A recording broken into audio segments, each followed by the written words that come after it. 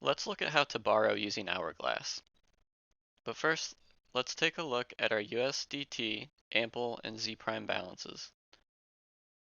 Note our Z prime balance, as well as our AMPL balance. For our USDT balance, we'll check our MetaMask.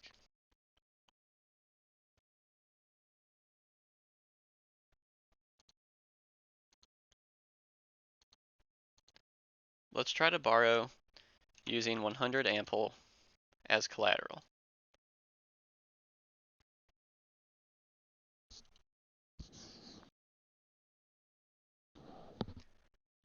When you borrow with HourGlass, you will receive some USDT and some Z prime. To repay the loan, use the A prime USDT pool to buy back your A prime position and then call redeem to receive your AMPL. We will cover this more in another video. For now, let's just confirm that our transaction was successful and that our Z prime and USDT balances have increased and AMPL has decreased.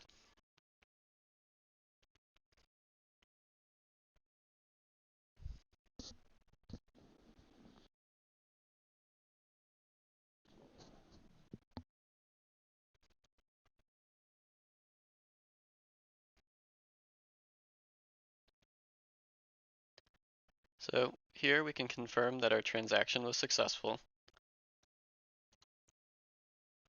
And under balances, you'll see that our AMPL balance has decreased.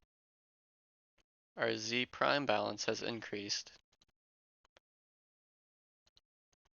And our USDT balance has also increased.